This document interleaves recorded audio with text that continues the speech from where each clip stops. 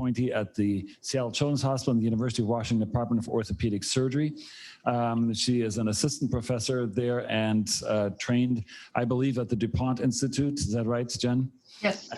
Fellowship, and she has in a very rapid time become a very great resource for spinal deformities at Seattle Children's Hospital here in Seattle, and she has brought with her a fresh approach towards how we deal with surgery and surgical interventions for pediatric deformities. So we're really grateful for you to come back again, Jen, and all looking forward to learning from what our pediatric colleagues are doing and what's next.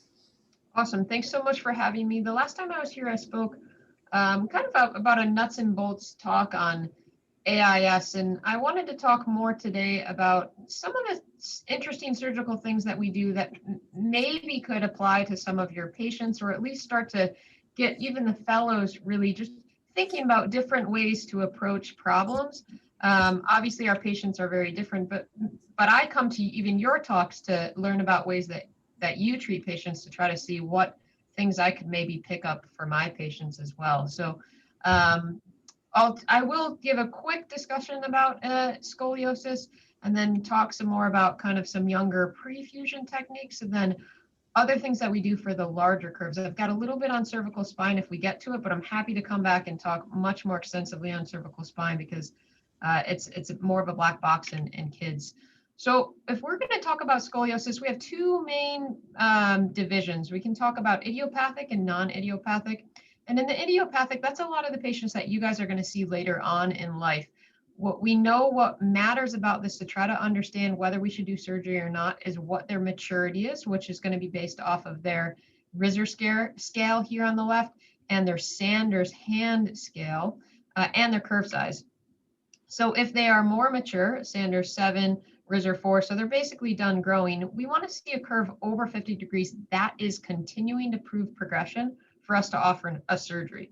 Any curve that's over 50 degrees in a patient who's still growing is one that we would consider for surgery. And for really young patients, a curve over 45 degrees is something that we will consider as well. If their triradiates are still open, we're going to try to avoid doing a fusion and maybe do a growth-friendly construct, or continue to try to use bracing. So anything smaller than these curves, anything younger than these curves that don't match our indications here for surgery, we're going to try to use bracing. For the non-idiopathic, the maturity and curve size is still going to be important, but much more we're talking about function in these children, and largely their respiratory function. If they're wheelchair bound, how well are they able to sit up, interact with the world, go to school, and really what's that going to mean for their future function? What are they trying to accomplish for the rest of their life, and how do we help set them up to do that?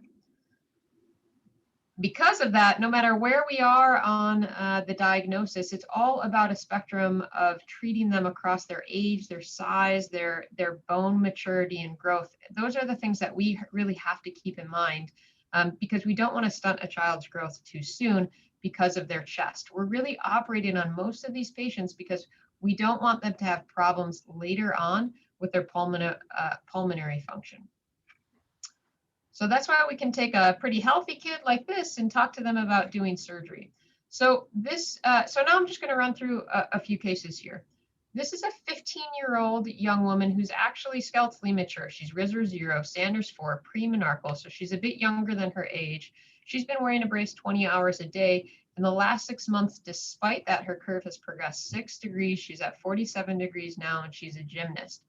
So normally this is a patient that we're going to basically continue to brace maybe until they get to over 50 degrees and hope that we can stop them, or continue to observe, or maybe someone would do a posterior spinal fusion on them because they are young and their curve is over 45 degrees. All these are reasonable options, but now we have an option that is becoming more popular called vertebral body tethering, that it has been tried in the past, and now we're refining it a bit more. And our indications for this, the best indications are idiopathic patients with a curve 40 to 60 degrees, Sanders 3 to 5, Risser 0 to 2. So young patients with a lot of growth potential left that are highly flexible, so that we're going to be able to tether and close down on the table and really correct their curve.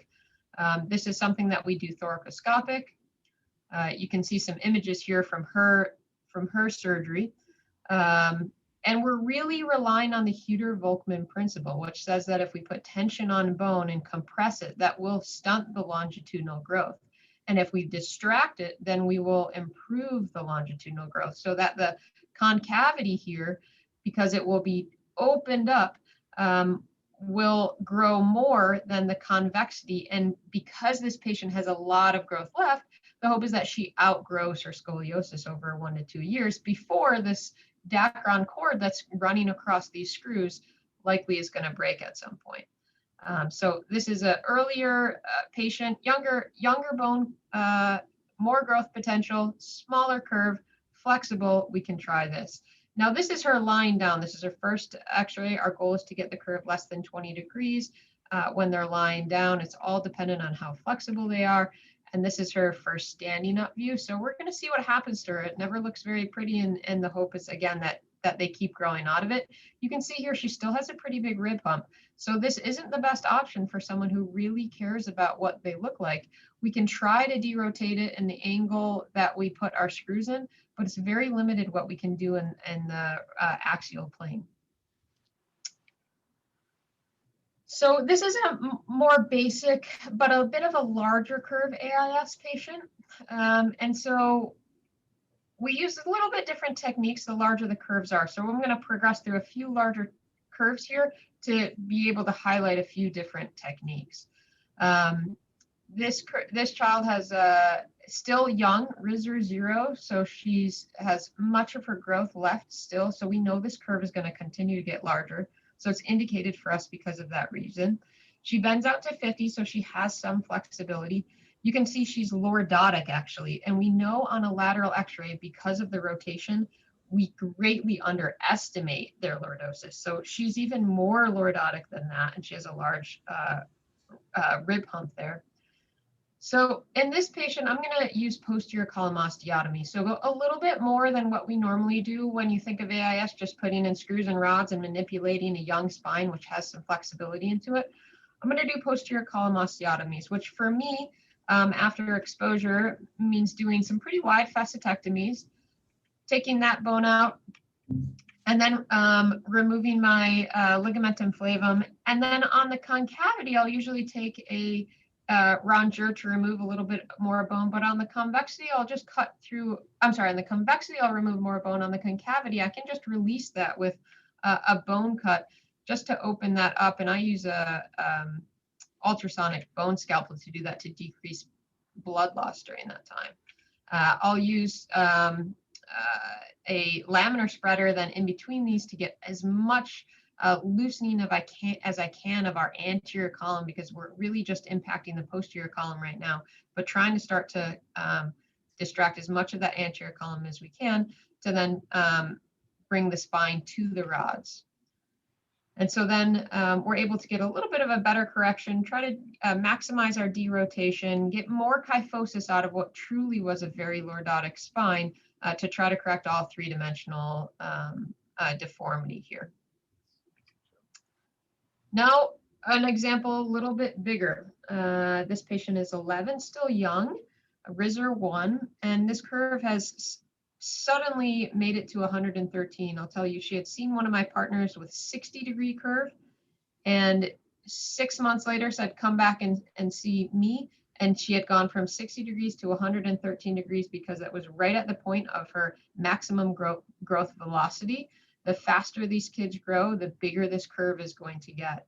And this type of a patient, this is another indication for me to get an MRI. That's a very big amount of change in a 6-month time period, but her MRI was normal. This was just truly a normal but bad acting AIS. This curve is large, and so I'm going to be worried about a few things on that MRI. Well, one, how flexible is it? It's not. It's only bending out to 97. What is the deformity angular ratio?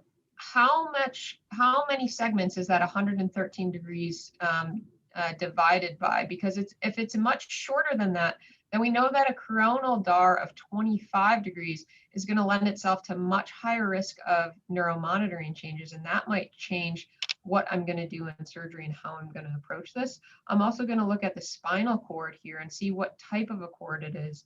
Dr. Lenke and Dr. Saladicki, they published a few years back a type of spinal cord and an axial cut right at the apex. Is that cord a type 1 cord where there's CSF all around it, a 2 cord where it's right up against the pedicle, or 3 where it's actually deformed the shape? If you have a type 3 cord, then you know again that you're going to have much higher risk and rate of having neuromonitoring changes during surgery, and you need to be cognizant of that. So this is just a DAR of 16 and a type 2 cord, despite this being a very large curve. And so for this kid, I'll still use posterior column osteotomies for sure, but I'm going to add in intraoperative traction for them, which is something that we use often in pediatrics because we can really take advantage of some flexibility elsewhere in the spine to straighten this out slowly throughout the course of the case, so that we're not just doing a single large correction. We're also always trying to be mindful, these are young kids. It's nice to not have to do a 3-column osteotomy because of the risks of it. And so if we can avoid doing PSOs, avoid doing larger osteotomies, then we're going to use all that we can to do that. Intraoperative traction is one thing. I actually will put most of my kids in Mayfield with adult pins, and I'll use their body weight in a reverse Trendelenburg on the bed and really maximize their positioning. Then I actually just use skin tape along their legs and hold weight off the end of the bed. You can also do this with boot traction. You can put a femoral pin in, but I find that sometimes that changes the alignment of the lumbopelvic region and adds a bit more lumbar lordosis than they should normally have. And this pulls in a more appropriate direction. You do have to be careful because we know that although this greatly can help improve the apical vertebral rotation of the curve, you are at increased risks for motor evoked potential. So anytime someone's in traction, you want to be checking your signals routinely on a Q10, Q20 basis throughout the case, even while you're exposing. So with that, we can get a pretty good correction here. Of, again, a 3-plane deformity, which is always what we're trying to think about in AIS to correct all 3 planes. I see that there's some questions floating around out there. Any that you'd like us to take now, or should we can continue on. So Hale, do you have any questions or comments right now? Okay, great. Why don't you continue? Very nice presentation going on. I think the point she made that 3-column osteotomy, more than 1 or 2 column is no for this young age, because the spine is still growing. We do not want to induce iatrogenic deformities in a young patient by doing more than 1-2 column osteotomy. I think in this kind of scenario, the single column or the double column osteotomy, the single or type 1 or type 2 osteotomies, they are very good, and I think they afford a lot of correction in these kind of rather severe deformity considering age and everything. Thank you. Bye. Awesome.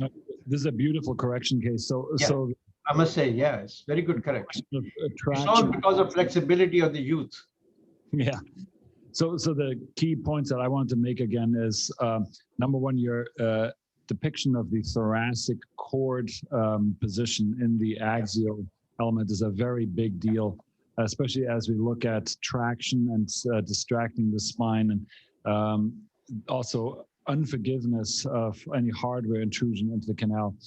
Knock on wood, my only serious neurologic deterioration of patient was in a class 3 where I had perfectly placed hardware, and I know it because I got a CT, and when I distracted her, her cord signals went out. We obviously did the usual kind of a salvage method of taking hardware out, releasing traction, steroids, MAPs above 85, and she actually made a pretty good recovery, but it was an incomplete and frustrating recovery. So I cannot overemphasize that. And then again, for a cord physiologic standpoint, traction is the single worst thing. Now, let me go back to the question of deformity measurement. So you're obviously very much measuring Cobb's and Cobb angles. How much do you use the angles that we nowadays in adult deformities use, like pelvic incidence, pelvic tilt, sacral slope, and again, SVA, things like that, T1 tilt angle. Are these things that are elemental in your pediatric practice as well? Much more so if we're going to be operating in the lumbar spine or connecting down to the sacrum. Absolutely. Spondy, you really are measuring everything in the lumbosacral junction. And these AIS kids, they're young. We know that they don't have enough kyphosis. We give them as much kyphosis as we can. And I find that I'm never saying, well, they've got a really high PI, I should give them even more kyphosis, or they don't have a high PI, they don't have much lumbar lordosis, I should give them less kyphosis. It's usually as much kyphosis as I can give them is what they need, and they probably need even more than that. I haven't, we think about aligning the spine, and largely in AIS, it's just giving them back their kyphosis as much as we can. I also try to avoid going to the lumbar spine as much as I can because of all the problems that you guys are showing us. So, Dr. Bauer, would you give preoperative traction rather than intraoperative? I'll get to that. Yes. So this is an intraoperative traction, and we know anytime we straighten out a spine, we actually are lengthening this cord. So lengthening this cord is why, exactly as we discussed, the traction is bad for the cord because it lengthens it. And sometimes it can't take that acute of a lengthen. And this child, I thought that because 6 months ago she wasn't this curved, that she was going to be able to take an acute correction in the operating room, because also her MRI showed me that her cord wasn't right up against the pedicle. But there are other instances that I'll get to here where doing traction before surgery might be the best case. So here's another patient. Now, this is actually a smaller curve than we just talked about. This is only 80 degrees, but she's 17 and skeletally mature. And so she's much stiffer. This is more of, for us, like an adult. She's got end plate changes. And when we get a bending over a bolster, we can see that it only bends out to 65. And most importantly, her ribs do not splay at all. So when she bends, her ribs don't change from one x-ray to another. For me, that suggests that she's tethered in her curve by her ribs and the stiffness of her chest wall, actually. And so I'm still going to use posterior column osteotomies, but intraoperative traction is probably not going to help me much because it's only going to pull through the spine. It's really not going to help much with those ribs. I can do a more focused correction by just working on those ribs and releasing a few of them and doing a concave rib osteotomy. So this is something that I haven't really heard too much of in an adult literature, but this is something that we can use in our older children. And we just dissect a few centimeters out along the rib just from the transverse process and dissect along in the plane between the spinalis and the longissimus. I'll do a subperiosteal bone dissection all around and just remove a centimeter or two of ribs. We'll do a Valsalva to check, a leave drain, and you get a daily chest x-ray. There have been reports of hemothoraxes and pulmonary complications, so I'll always leave a drain, and I like to wait until the second day to pull out the drain. But you can see here on the right where those ribs were and how they've been cut and how much those ribs now move in order to accommodate the spine to move into that location. So we removed a segment of rib in between those ends of at least a centimeter, and you can see how they've now come and almost touched each other. And so this person then was able to have a better correction than we would have otherwise thought with how stiff she was, also in the three-dimensional plane. And you can see this is actually her 2-year post-op here on the right. And you can see that you can no longer see where we cut those ribs. So those ribs have healed themselves up by doing a subperiosteal dissection. Periosteum just closes right back up and reforms itself. So moving along the severity, this is a 12-year-old who has spinal muscular atrophy type 2.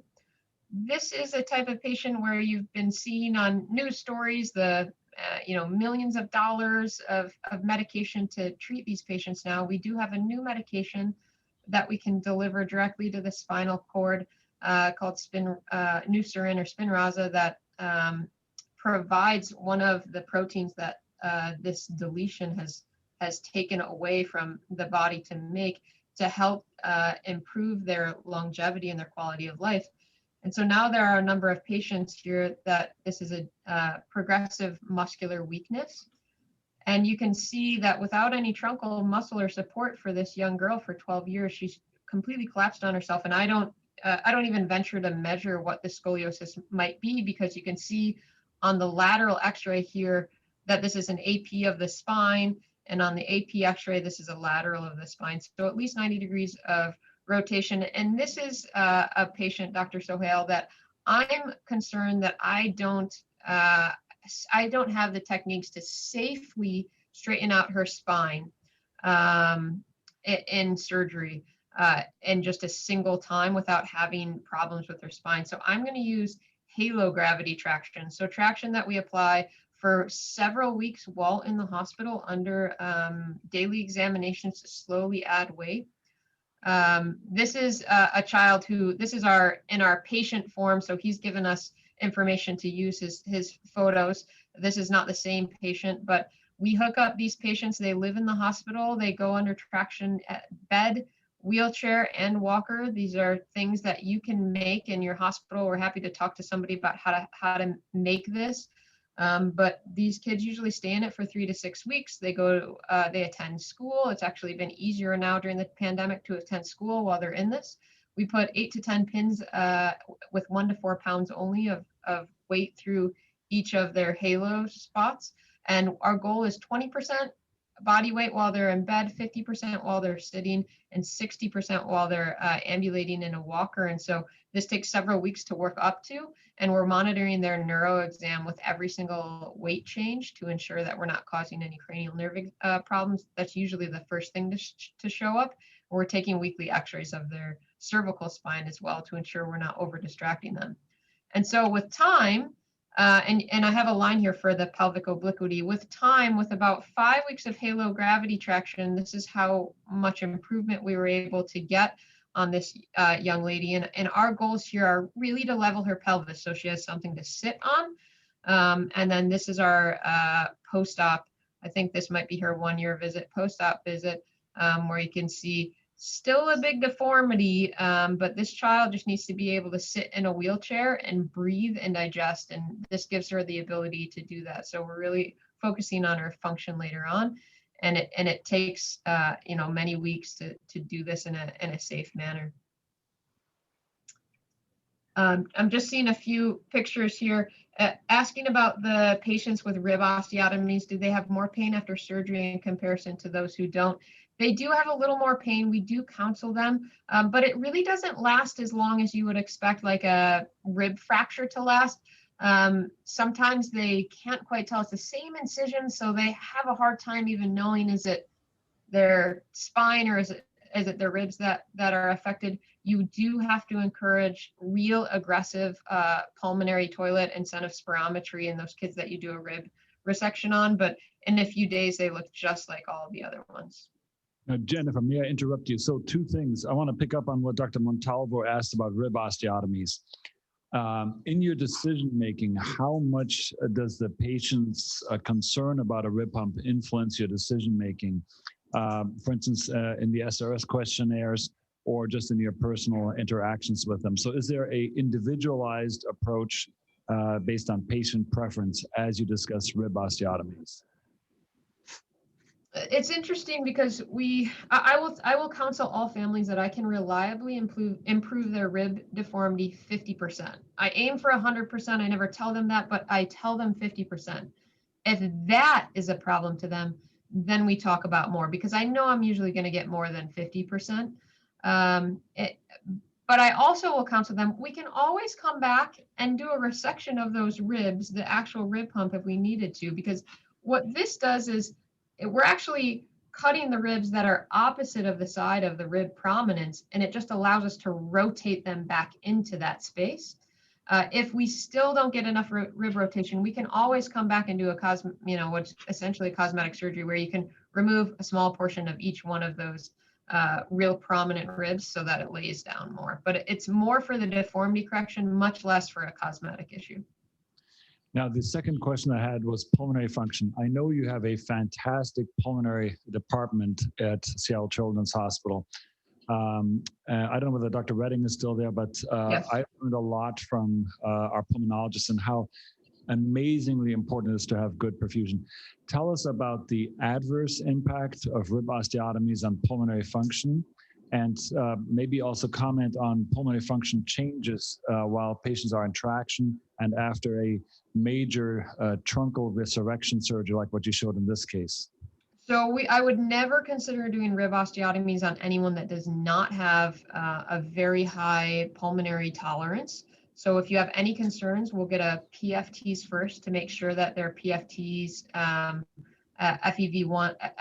FVC and FEV 1% are 80% at least or above. So in this patient, this large curve, I would never consider cutting her ribs. Only the healthiest patients. These patients that we put in traction will do pulmonary function tests weekly, and very aggressive pulmonary rehab therapy while they're in-house will also often end up dropping an NG tube to increase their weight, because kids with this severe of deformity also have trouble digesting and filling their stomachs with enough nutrition. And so the halo gravity traction also allows us to really work with our pulmonologists to increase their pulmonary function. A child like this will improve every single week on their PFTs visibly to the point where their pulmonary function is much greater. Now, some of these kids, however, it's their disease that's the problem, not just the space or the deformity. So she has a weak diaphragm. So we're going to be limited in some of these children at how much improvement you can really make. You can provide space and you can correct deformity for their lungs to live in, but you can't change the strength of their respirations. This is very impressive. I want to pick up one more time on what Dr. Montalvo asked about the rib osteotomy. So in France, I learned how their surgeons actually don't do traditional rib osteotomies. They disconnect the costovertebral joints with a small cob elevator in a very elegant fashion from the vertebra, especially in the not yet skeletally quite mature patients. And with that kind of get a better rotational correction also. And they feel that they can kind of have the chest wall then kind of floating until it kind of reattaches itself to the vertebra. So they feel there's less pain. I'm not sure this has actually been published. But what do you counsel patients about pain one more time? And what happened to this costovertebral disconnection surgery? So that's a very interesting, I haven't heard of that. I'd be interested to learn more about that. Some of the concern I would have with that is if it's going to flatten out, then if they're going to disconnect the convexity rib heads, then you're asking for those rib heads to move anterior into the chest, and that might make the chest space smaller. So that'd be my only concern there. Whereas we're disconnecting the concave side, and that allows it to open it up. But if they're disconnecting the concave side rib heads, that'd be very interesting. Pain-wise, I will do a block right there at for each level at the intercostals as they go along right before we close to help with the immediate short-term pain. But otherwise, it does add a little bit of pain. They look the exact same 3 days after surgery, though I'll say than someone who didn't have rib osteotomies for the most part. Whilst we interrupted your talk, thank you for being willing to be so flexible. Dr. Gupta, want to have it spelled out one more time. What is the protein medication that you're giving for spinal muscular atrophy? And how Spinraza, it is very expensive. There are some hospitals like ours that is actually under a research grant to allow these patients to access it. It is currently prohibitively expensive otherwise. All right. Well, thank you. That's what we feared. So carry on. Thank you for letting us interrupt you. Yes, absolutely. So another example of just using halo gravity traction. This is a kid, he's only 11. He has a neuromuscular curve. He had a Chiari decompression. The curve continued to get larger. His triradius are still open, so it's too young to do a fusion on him.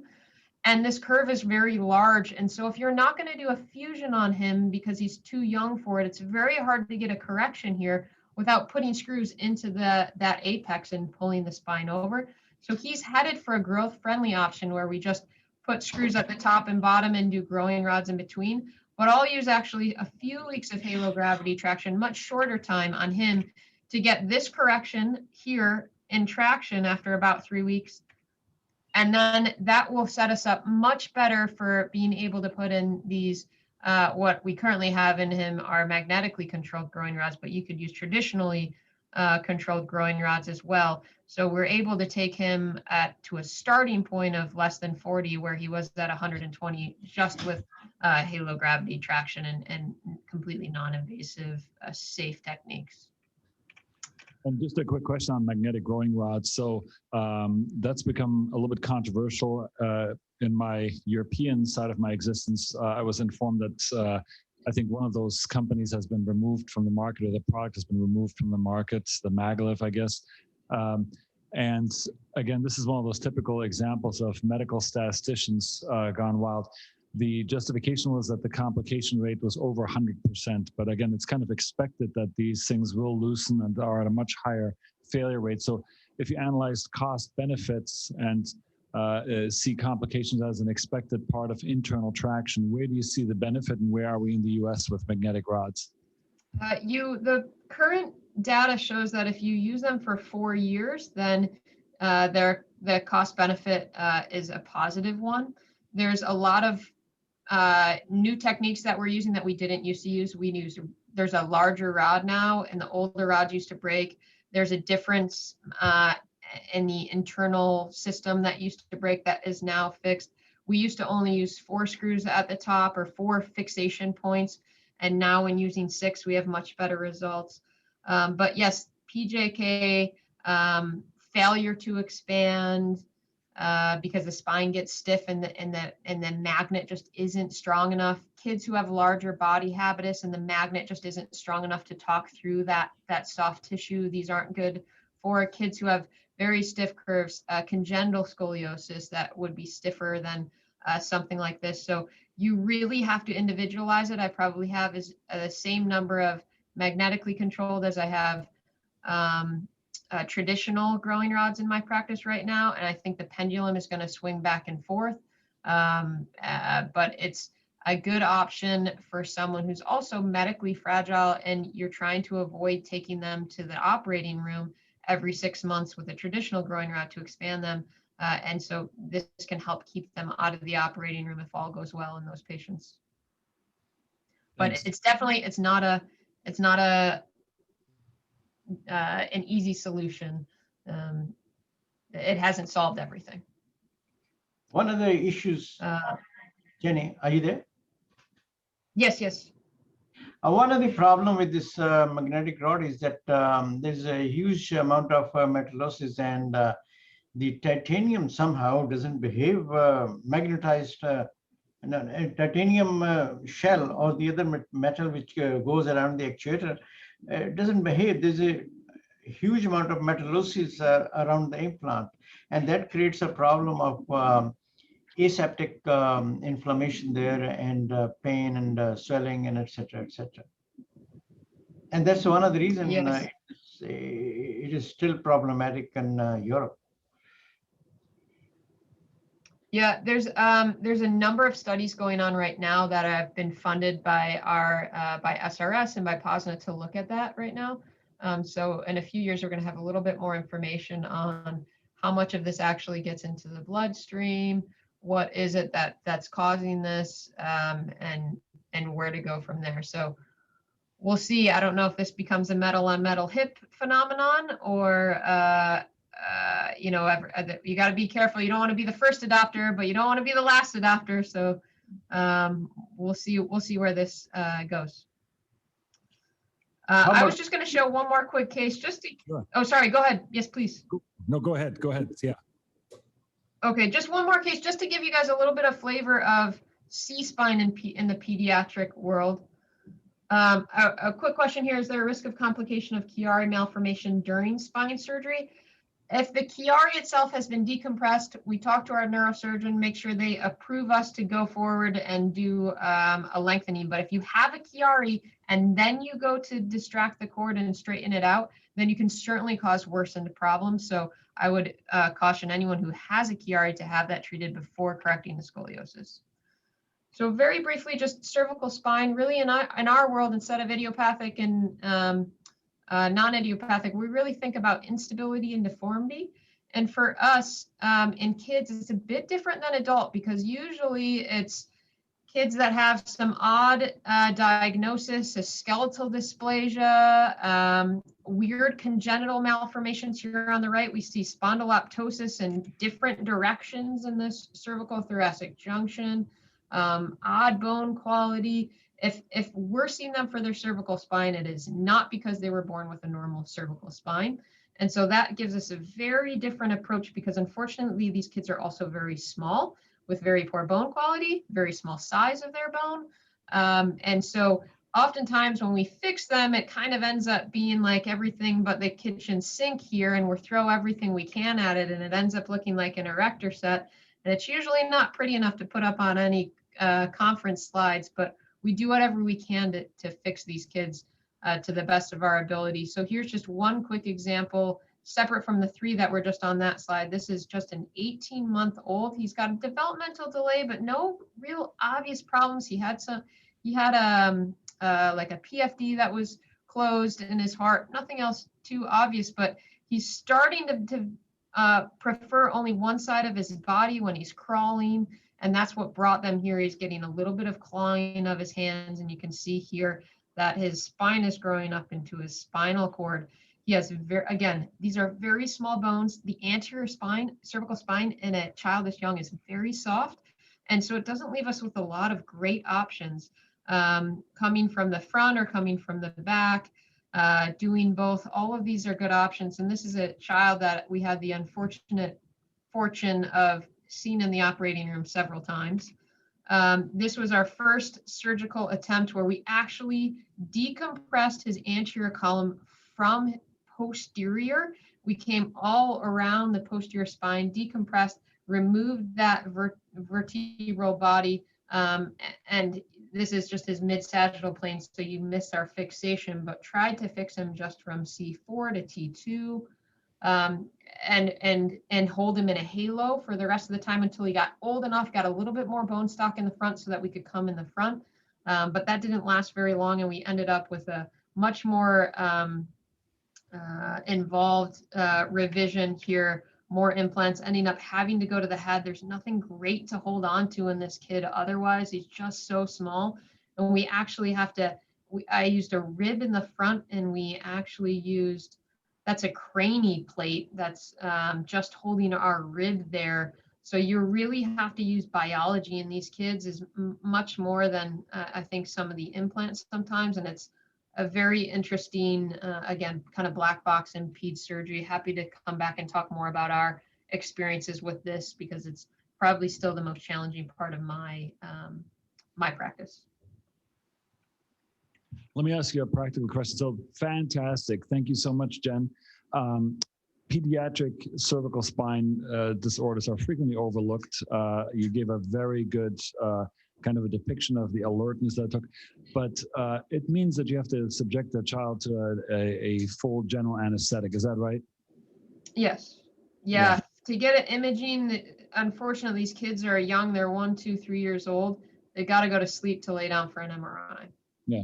So you get a pan neural axis MRI scan to make sure that you don't miss anything anywhere pretty routinely on those patients? If there's any congenital abnormality of the spine, then we're, yes, absolutely worried that there might be something further down. So we'll get the entire spine. Okay. So I really enjoyed this, and our fellows are intrigued by it as well. So, and we had a lot of participation from around the world with great interest. As you look back on the last 5 years, what is the single biggest breakthrough that you see in pediatric deformity surgery? Is it flexible deformity modification? Is it better understanding of cord physiology? Is it growing rods? What is for you the most exciting new breakthrough? I think it's growth modulation surgery with the tethering. I think particularly it will end up having its biggest role in the lumbar spine, where we can have these lumbar curves grow out of their scoliosis and avoid surgery in the lumbar spine of a child because of everything that you guys showed at the beginning here, and what happens after we don't do a perfect, after we even do a perfect surgery at what we think is a perfect surgery on the lumbar spine. They just degenerate later on. So if we can do fusion sparing techniques, particularly in the lumbar spine, we still have a little bit of ways to go to make that commonplace and approachable for everybody. I think that's probably the most exciting direction at this point.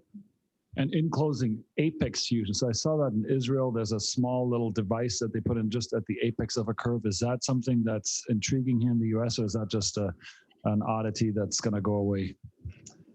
There is something called the Schilla construct, where they do growing rods while fusing the apex, and then the rods can just kind of slide. So that's a version of it, but yeah, but we're not quite otherwise doing that just yet on just the apex.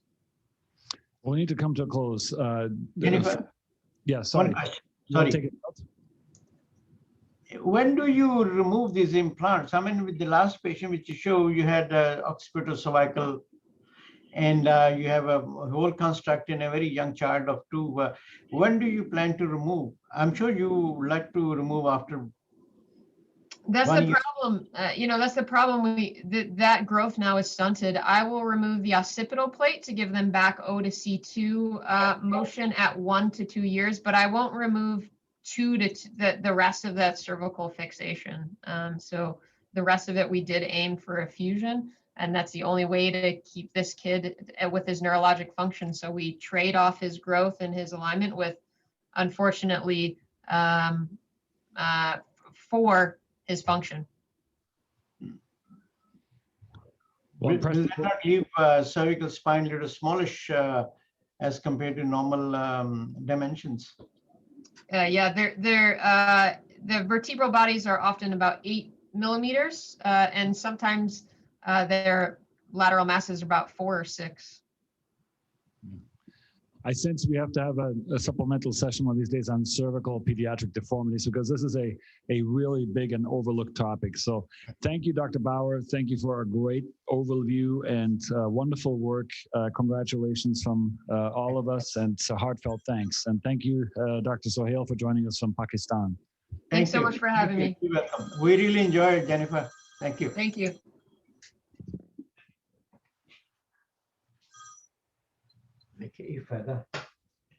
Hello, assalamualaikum. हाँ और पाजी मैं America इसलिए meeting हो रही सी हुन खत्म हुई अच्छा ठीक है So sorry, Rodney. Oh, no, next time. Any thoughts? We did that traction.